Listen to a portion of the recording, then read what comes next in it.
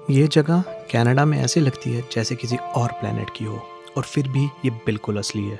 ये लाल पहाड़ जो सदियों में शेप हुए हैं, कुछ ऐसे सीक्रेट्स छुपाए हुए हैं जो ज़्यादातर लोग जानते भी नहीं हैं। तो चलिए आपको लेकर चलता हूँ चेल्टम बैडलैंड्स के बीच और दिखाता हूँ कैसे ये एक्स्ट्राऑर्डिनरी लैंडस्केप बना और क्यों ये देखने लायक है, इससे पहले कि ये बिल्कुल तबाह हो जाए।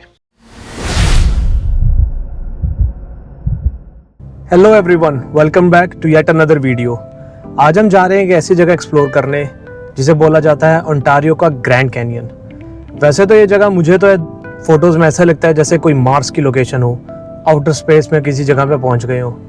बट लोगों ने काफ़ी पसंद किया है इस जगह को, बहुत लोग यहाँ आते हैं, काफ़ी लोग इसको एक्सप्लोर करते हैं। तो मैंने सोचा चलो आज अपनी आंखों से देख लेते हैं। Come on, let's go on an adventure and see Cheltenham badlands.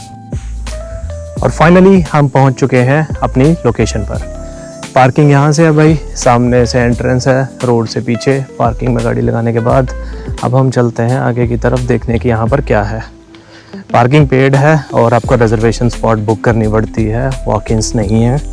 कुछ $11 की पार्किंग पड़ती है 1.5 घंटे की पार्किंग के लिए। तो वो करने के बाद हमने ऑलरेडी बुक कर दी थी, तो हम ऑल सेट, गाड़ी पार्किंग में लगा चुकी है। और यहाँ से है भाई हमारी लोकेशन स्टार्ट। दिखाता हूँ आप लोगों को। यहाँ पे इन्होंने कुछ बोर्ड्स वगैरह बनाए हुए हैं जहाँ से वो सारा एक्सप्लेन करते हैं कि ट्रेल्स कैसे हैं कैसे नहीं है। तो वो कोई देख रहे हैं वहाँ पे, सो हम वेट कर रहे हैं, उसके बाद आपको दिखाते हैं। देखने में तो काफ़ी अच्छा लग रहा है अभी तक। ट्रेल्स फॉलो करके अंदर चलते हैं और पहुँचते हैं और फिर देखते हैं। यहाँ पे बताया गया भाई कुछ 36 एकड़ की है ये प्रॉपर्टी। ये देखो जैसे इन्होंने यहाँ पे पूरा बताया हुआ है, चेल्टम बैडलैंड्स 36.5 एकड़ की हेक्टेयर की प्रॉपर्टी है ये।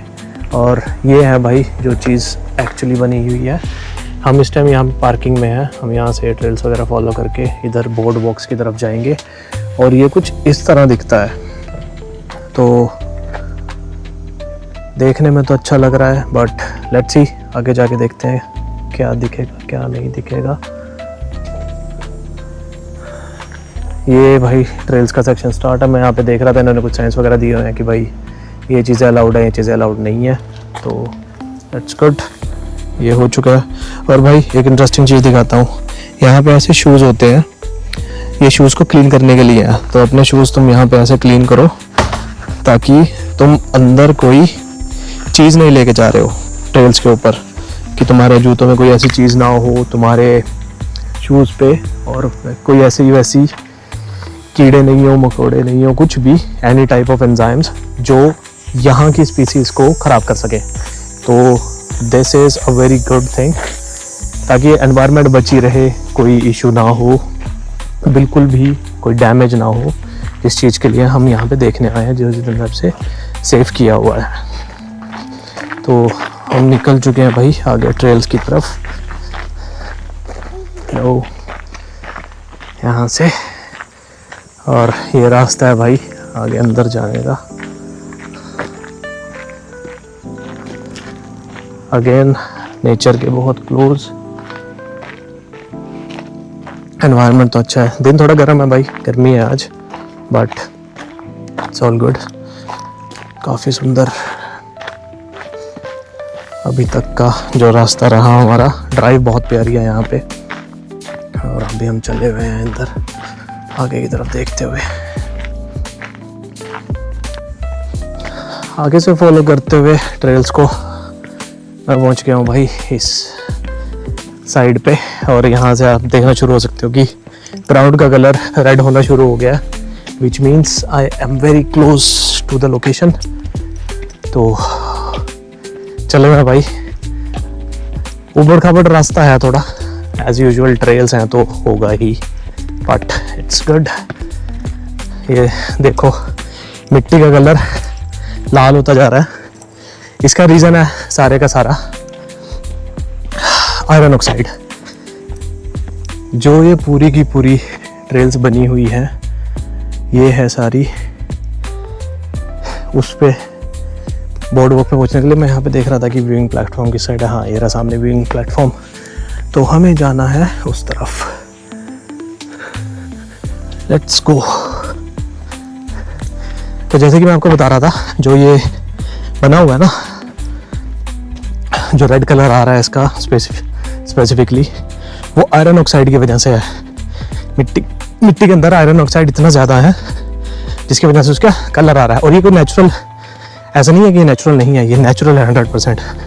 और ये इरोजन का वजह से है। आगे जाके दिखाता हूँ आपको, फिर बताऊँगा कैसे है।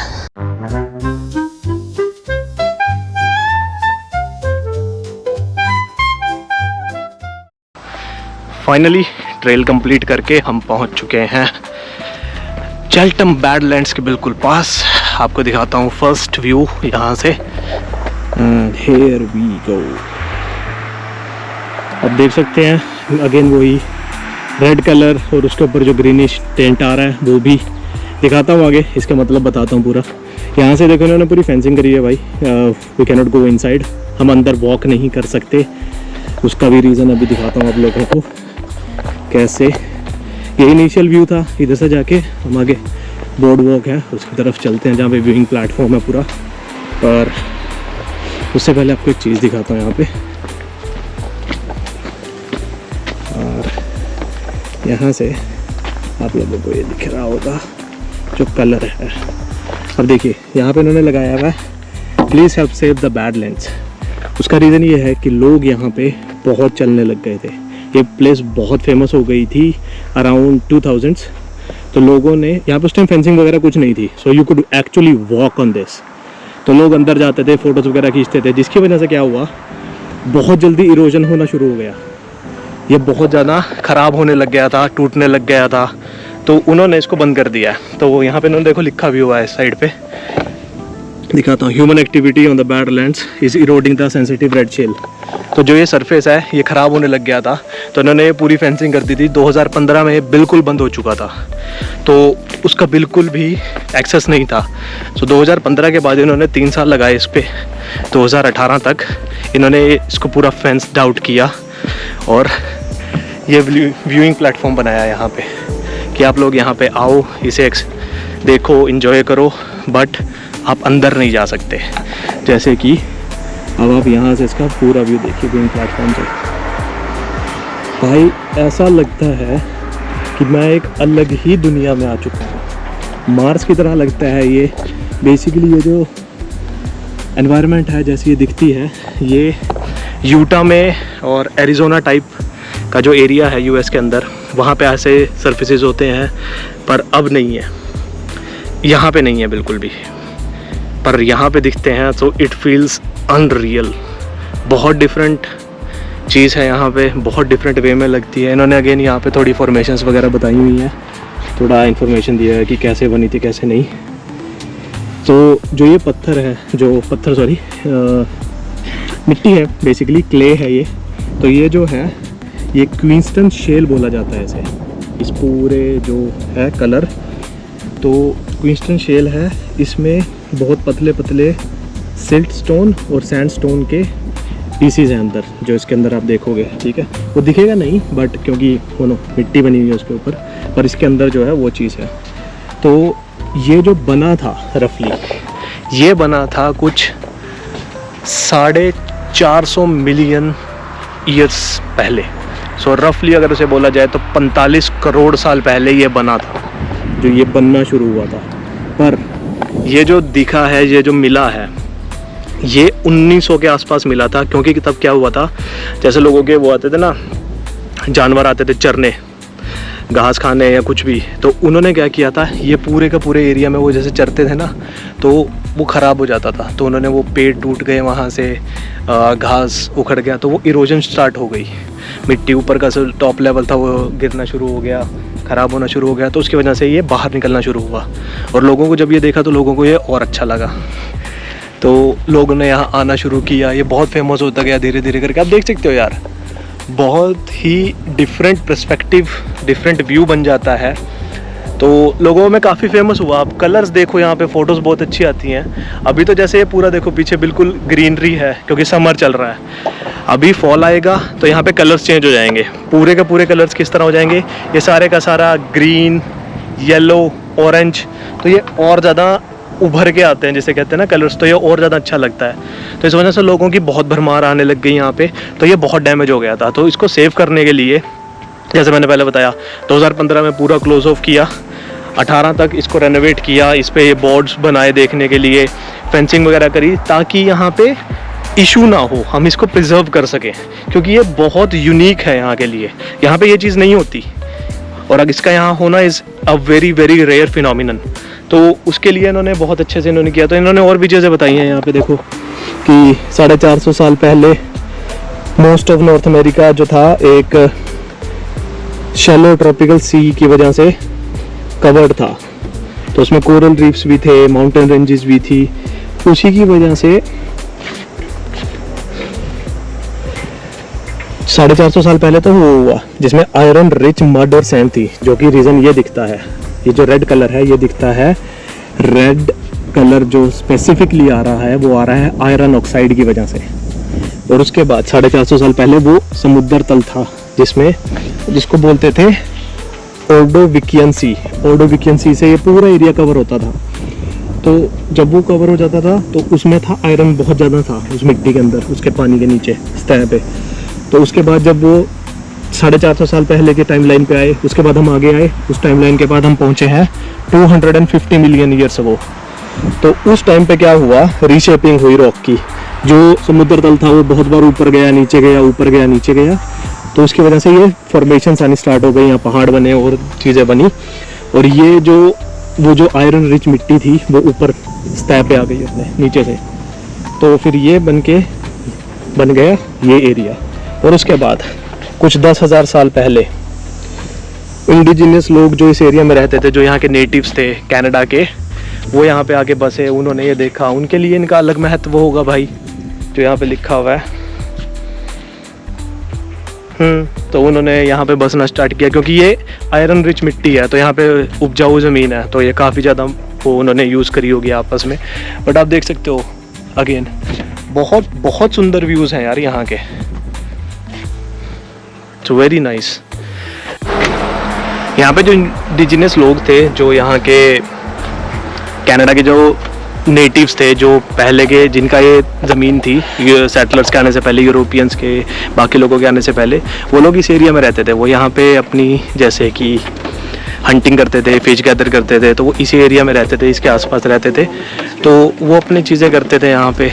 और फिर उसके बाद कुछ 400 साल पहले यहाँ पे सेटलर्स आए, यूरोपियंस आए, ब्रिटिशर्स आए, तो उन्होंने फिर अपने यहाँ पे ज़मीन वगैरह करी। ये देखिए बहुत ही यूनिक स्ट्रक्चर बनता है यार यहाँ पे, ये देखो अलग ही दुनिया दिखती है यार, बहुत डिफरेंट वे में लगता है जैसे पता नहीं क्या हो रहा है। बहुत ही यूनिक लैंडस्केप है ये इंडीड। और ये मैंने बिल्कुल सही किया यार मेरे अकॉर्डिंग, कि अगर वो ख़राब हो रहा है तो उसको प्रिजर्व करने का एक ही तरीका है, ह्यूमन इंटरवेंशन थोड़ा कम करा जाए। You can still view it, you can still enjoy it, जरूरी तो नहीं है ना कि अंदर ही जाके देखना, विच इज़ गुड। और ये जो चीज़ है पूरी की पूरी यार बहुत ज़्यादा ख़राब हो चुकी है बिकॉज ऑफ लोगों के आने जाने की वजह से, तो वो चीज़ गलत है। तो अच्छा किया उन्होंने ये चीज़ में बचाया है। जैसे कि और मैं बता रहा था आपको कि जो सेटलर्स वगैरह थे, फिर यहाँ पे लोग आए। आप आज भी देख सकते हैं, आई थिंक इस जगह पे ना थोड़े कुछ पेड़ वगैरह दिखेंगे आप लोगों को, जैसे सेब के पेड़ हो गए और ऑर्चर्ड्स वगैरह हो गए, उनके निशान हैं, और आसपास के एरिया में भी वो निशान हैं। तो उसमें क्या बेसिकली उन्हें किस तरह दिखाया गया है कि उन्होंने आके यहाँ पे अपनी रिहाइश बनाना शुरू किया और चीज़ें बनानी शुरू करी, तो वो काफ़ी यूनिक बन चुका था, और ये शुरू से ही बहुत फेमस रह चुका है।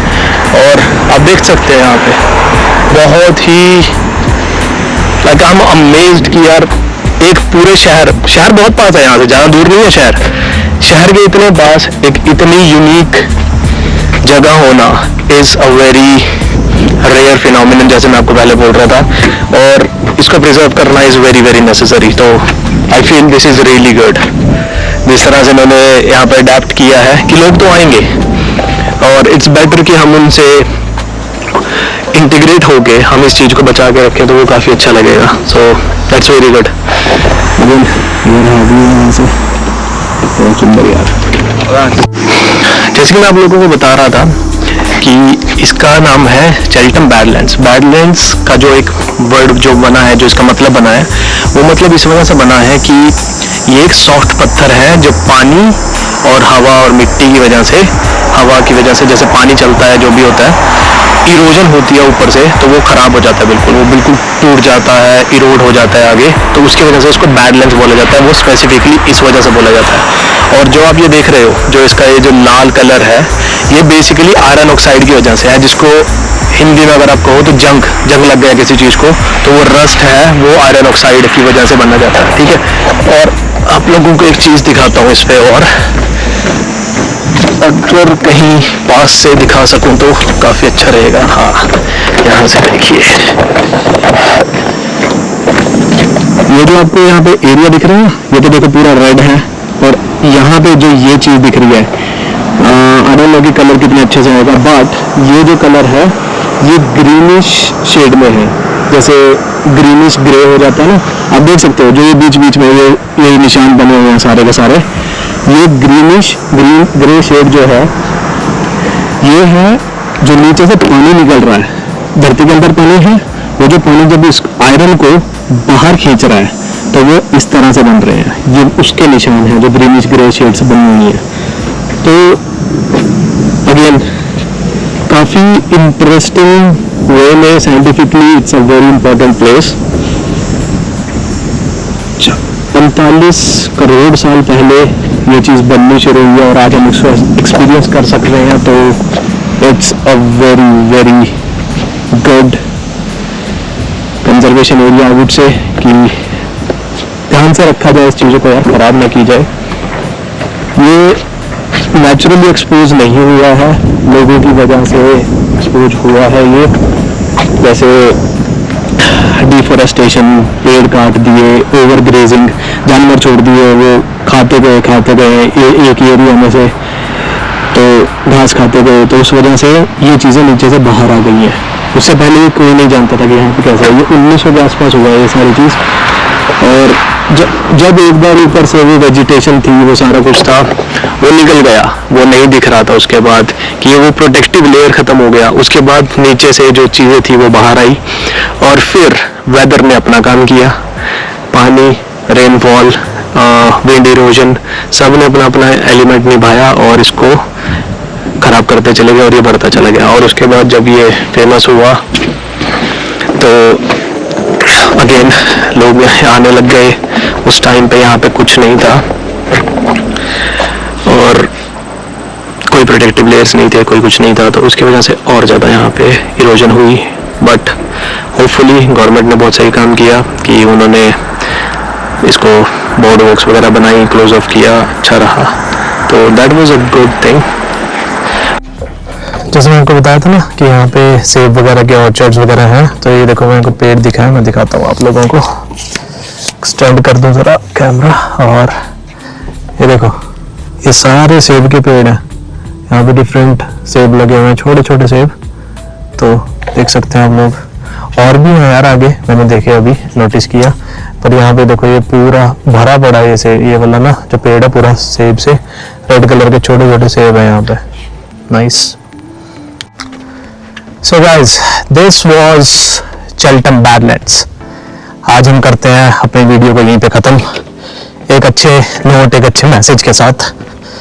मुझे हमेशा से लगता था कि नेचर और जो है इट्स इनफाइनाइट, यहाँ पे कोई इसकी सीमा नहीं है, यहाँ पे कुछ वो नहीं है कि हम कितना मर्जी यूज़ कर सकते हैं, बट इस जगह पे आकर ऐसा लगता है कि नहीं, कुछ चीज़ों को सेफ रखना, अच्छा बना के रखना हमारी खुद की जिम्मेदारी है। तो I would say let's all play a part in keeping our environment safe, क्योंकि यही है हमारे पास और कुछ नहीं है।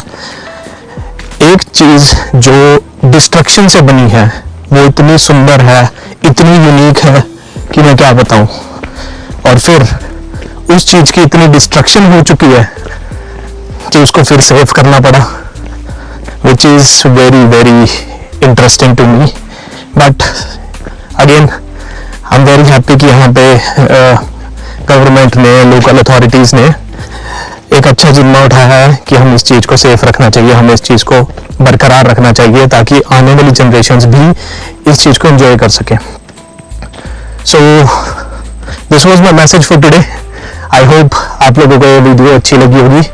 प्लीज़ कमेंट करके बताना आप लोगों को वीडियो का सबसे अच्छा पार्ट क्या लगा and what else you want me to explore around GTA और इन कनाडा और नियर बाय प्लेसेस.